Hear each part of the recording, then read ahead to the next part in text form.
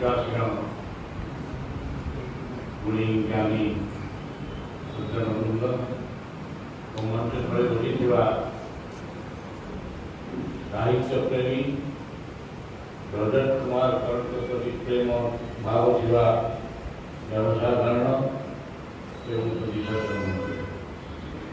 अति आनंद विषय ये उत्कल साहित्य समाज में पहुँचले देहर गोटे रोमांच आस कारण ये हूँ श्रेष्ठ सारस्वत क्षेत्र ओडिशा कटकर एवं तथा आमपाई समग्र कारण ये जगह केते केते विराट विराट लोक मैंने आसी जो मैंने कार्य मंच बसती मंच तले बसती मंच उपरे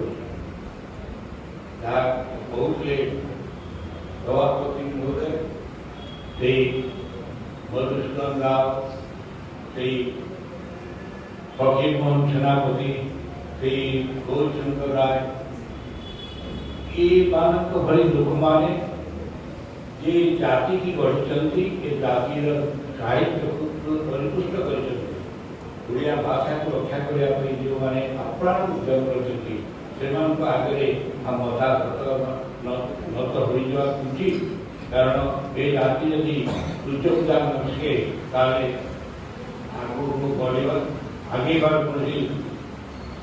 आवश्यकता नहीं कारण मनुष्य जीवन में जो माने आमको किसी दान कर जाति किसी जाति से स्मर लोक मानू जाति स्मर लोक मानू प्रणिपात करने कथा प्रणिपात कर क्षेत्र में उत्कल साहित्य समाज एक विशिष्ट अवदान अच्छी जो मैंने एते विद्वान मंडली एते साहित्यिक गोष्ठी एमाने कौ स्थान में ओडिशा नहीं एकाठी बस आज मोर मन हुए रजत भाई ये अच्छी मोर मन हुए से यही मंच अच्छा खुशी होती जाओ आज केते लोक आसी प्रकृत में आपण मैंने एते संख्या जोग देखते खुशी प्रति आप श्रद्धा अच्छी सम्मान प्रकृत में गुरुदेव विश्वचरण पट्टनायक 1944 मसीह कलिंग महार से आरंभ करे उपेन्द्र भंजन को भाव कला ओडिया साहित्य अलग कर दिया होता नहीं से बहुत क्लिष्ट जो मैंने केवल नारी और डिक्शनरी पेशाण बालक संवाद भर आगे से आरंभ करे उत्कल साहित्य समाज संवादक जाई गरीब उत्कल छात्र साहित्य समाज वर्ग 1994 मसीह भूपेन्द्र भंजु को कवि सम्राट आख्या देले देखिए कवि सम्राट भूपेन्द्र भंज जयंती यही भंज जयंती डाउन हो गए यही जगह से आरंभ करते तेणु से डाउन होते 1994 मसीह राय 28 मसीह आगे रजत कुमार तो से माने उत्तुंग युवक प्रतिभा ये थे डाउन भंगे भंज जयंती होता है भंज जयंती ऑल इंडिया रेडियो की थाई मल्टी रेडियो रेडियो बजा होता कि हिंदी गीत किसी आधुनिक गीत आसला भंज जयंती संध्या रागी गले उठी रेडियो को भांगी समस्त हाँ हाँ कहते ना ना ना आप जानते भंज जयंती आम नहीं बड़ा आम भंज जयंती कौटे आप हिंदी संगीत और आधुनिक संगीत कहीं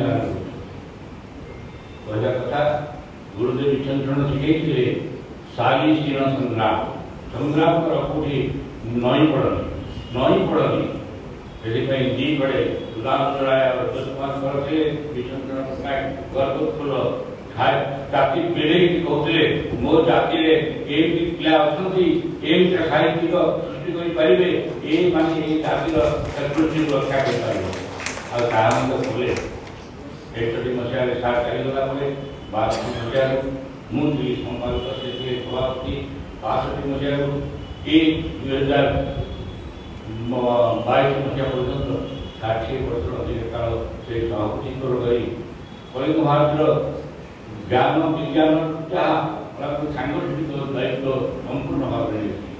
ତେଣୁ ଅନେକ ସମୟରେ ହୁଏତ ଆମ ଭିତରେ ପାରସ୍ପରିକ ମତଭିନ୍ନତା ଥାଇପାରେ, ମତ ପାର୍ଥକ୍ୟ ଥାଇପାରେ, କିନ୍ତୁ କେବେ ଆମେ ପୁଣି ପୁରା କରି ଯାହା ଭାଇନା କହୁଥିଲେ ଆମେ ପୁଣି ପୁରା କରିବି।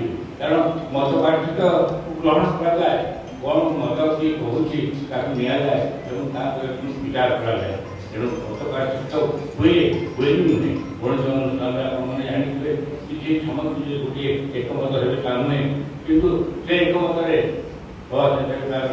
ପୁଣି ସମସ୍ତେ କୋଳାକୋଳି ସେ ଅନୁଷ୍ଠାନ ସେଇ ହେତୁ 82 ବର୍ଷ ଧରି ଉତ୍କଳ ସାହିତ୍ୟ ସମାଜ ପାଇଁ ଯଦି ଆଉ କୌଣସି ସାହିତ୍ୟ ଅନୁଷ୍ଠାନ ଥାଏ ସେ ହେଲା କଳିଙ୍ଗ ଭାରତୀ, ଯେ 82 ବର୍ଷ ଧରି ଏକାକୀ କ୍ରମେ ଭଞ୍ଜ ଜୟନ୍ତୀ କରିଆସୁଛି।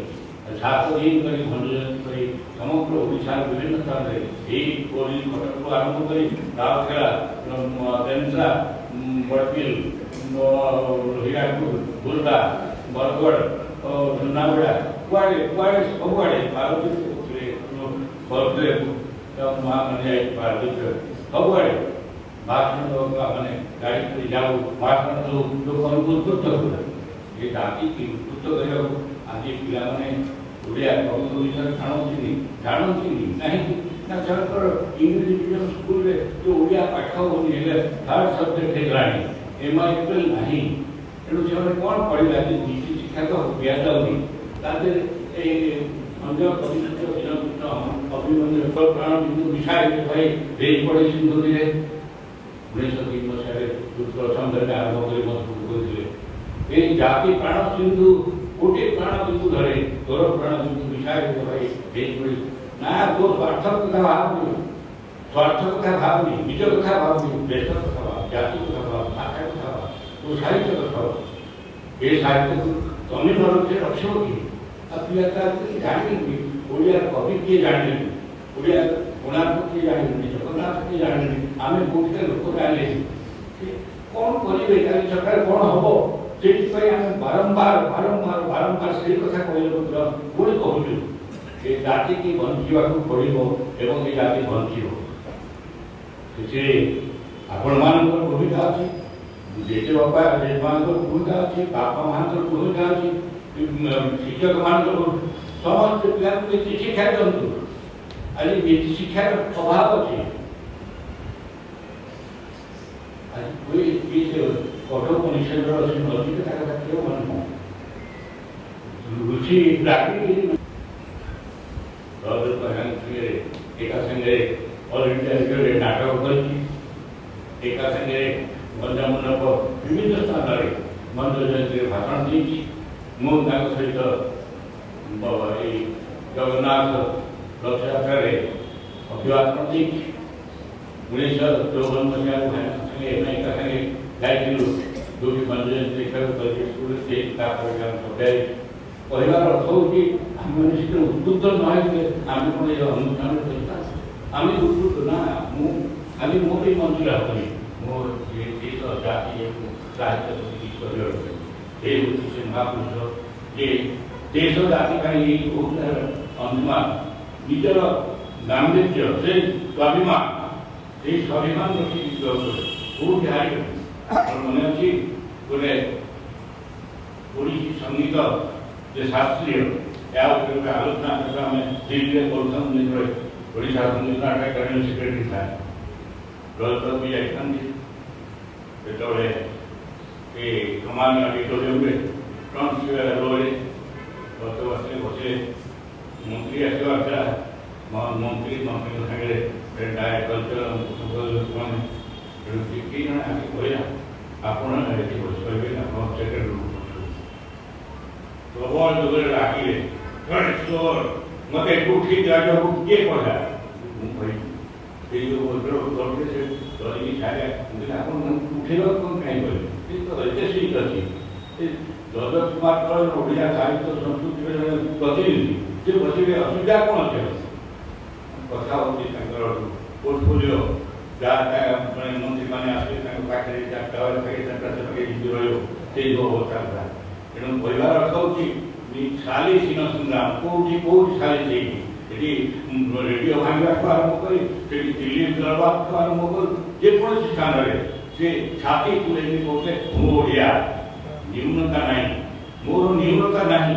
ମୁଁ ଯେତେବେଳେ ମୁଁ ସେଇ ଦେଶର ପିଲା ଯେଉଁଠି ଜଗନ୍ନାଥ ମୋର ଠାକୁର, କୋଣାର୍କ ମୋର ଶ୍ରେଷ୍ଠ। ଏଣୁ ସେ ମନ ଭିତରେ ସେ ଗାମ୍ଭୀର୍ଯ୍ୟ ନଥିଲେ, ସେ ଉଦ୍ଦାମତା ନଥିଲେ, ସେ ସ୍ୱାଭିମାନ ନଥିଲେ, ସେ କହିପାରେ।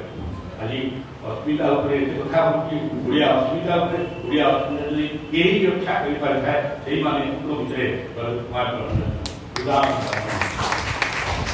ତେଣୁ ଆଜି ତାଙ୍କର ଏଇ ଯେଉଁ ଅବକାଶ ସତରେ ଅତି ସୁନ୍ଦର ଚମତ୍କାର ଅବକାଶ, ତେଣୁ ଅତି ଆନନ୍ଦର ବିଷୟ। ଆଜି ଗୋବିନ୍ଦଙ୍କୁ ମୁଁ ଶତ କୋଟି ଧନ୍ୟବାଦ ଦେଉଛି, ଉତ୍କଳ ସାହିତ୍ୟ ସମାଜର କର୍ମକର୍ତ୍ତାମାନଙ୍କୁ ଶତ କୋଟି ଧନ୍ୟବାଦ ଦେଉଛି। ବିଚନ୍ଦ୍ର ପଟ୍ଟନାୟକଙ୍କର ପରେ ସୁଦାନନ୍ଦରାୟ ଏବଂ ରାୟ ପରେ ଆଜି ରଜକୁମାରଙ୍କର ଚଳଚ୍ଚିତ୍ର ଉନ୍ମୋଚନ, ଏହା ଖୁବ୍ ଗର୍ବର କଥା ନୁହେଁ ଆମମାନଙ୍କୁ, କାରଣ ଆମେ ତ ସେ ପରିବାରର କଳିଙ୍ଗ ଭାରତୀ ପରିବାରର ରଜତଙ୍କ ପରିବାରକୁ ଜଣେ। ଏଣୁ ମୁଁ ନିଜକୁ ଗର୍ବିତ ମନେ କରେ, କାରଣ ଆମେ ଗୋଟିଏ ପରିବାର। ଏ ପରିବାରର ସମସ୍ତେ ଏମିତି ଉତ୍ତାପ ତାଙ୍କ ସେଦିନ ବିଶୁଦ୍ଧ ବିରାଟର ନାଟକ ହେଉଥାଏ ରବୀନ୍ଦ୍ର ମଣ୍ଡପରେ, ଡାକିଥାନ୍ତି, ମୁଁ ଯାଇଥାଏ। କେତେ ଚମତ୍କାର ଭାବରେ ସେ ଗଜପତିଙ୍କୁ ଯେତେବେଳେ ବାରଣ କରାଯାଉଛି ମୁସଲମାନ ଧର୍ମ ଗ୍ରହଣ କରିଛନ୍ତି, ତାଙ୍କୁ ନିଆଯାଉନି, ସେ ଅତ୍ୟନ୍ତ ମୂର୍ତ୍ତି ପ୍ରତିଷ୍ଠା ତାର ଯେଉଁ ଇତିହାସକୁ ସେ ସୁନ୍ଦର ଭାବରେ ପରିବେଷଣ କରିଛନ୍ତି, ନିର୍ମିତ ଭାବରେ ପ୍ରକୃତରେ ଅତି ଚମତ୍କାର। ସେ ନାଟକ ଦେଇକରି ଲଳିତା ନାଟକକୁ ଆରମ୍ଭ, ଉପେନ୍ଦ୍ର ଭଞ୍ଜଙ୍କ ନାଟକ, ଉପେନ୍ଦ୍ର ଭଞ୍ଜଙ୍କ ବିଷୟରେ ନାଟକ ସେ 3 ଥର ହେଇଛି। କଳିଙ୍ଗ ଭାରତୀ ଭଞ୍ଜ ଜୟନ୍ତୀ ଅବସରରେ 3 ଥର ହେଇଛି, ଥରେ 48 ମସିହାରେ, ଥରେ 53 ମସିହାରେ, ଥରେ 67 ମସିହାରେ। ମୁଁ ସେ 67 ମସିହା ନାଟକରେ ତାଙ୍କ ସହିତ ଅଭିନୟ କରିଛି। ସେ ଥାନ୍ତି ଉପେନ୍ଦ୍ର ଭଞ୍ଜ, ମୁଁ ଏଇଟା ଗୋଟେ ଛୋଟକାୟ ଚଳଚ୍ଚିତ୍ର ନଣ୍ଡା, ତାପରେ ଗୋଟେ ଭଞ୍ଜ ସାହିତ୍ୟର ସମାଲୋଚନା କରିଥାଉ। ସେ ସୁଭାଷିନୀ ମହାନ୍ତି ଥାନ୍ତି, ଆମେ ଦୁଇ ଜଣ ଟିକେ ହାସ୍ୟରସ ପ୍ରେରକ ଥାଉ।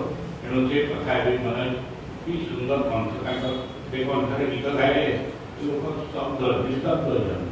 ଏଣୁ ସେ କଣ୍ଠ ପୁଣି ଆମ ବିଶ୍ୱଙ୍କର ଯାହା ଥିଲା ଯେ ସମସ୍ତେ ଯେ ରାଗରାଗିଣୀରେ ଗାଇବେ, ସେଇ ସୁନ୍ଦର ରାଗ ସଙ୍ଗୀତ ଗାନ କରିବେ, ଛନ୍ଦରେ ଗାନ କରିବେ। ତେଣୁ ସେ ଛନ୍ଦରେ ଛାନ୍ଦ ଗାନ କଲେ ଲୋକେ একদম বিভরিত হচ্ছে। কিন্তু সেই তার নিজ নিজ গীত নিজে গাই উপেন্দ্র ভঞ্জ উপেন্দ্র ভঞ্জ নাটক নাটক বেশ চমৎকার।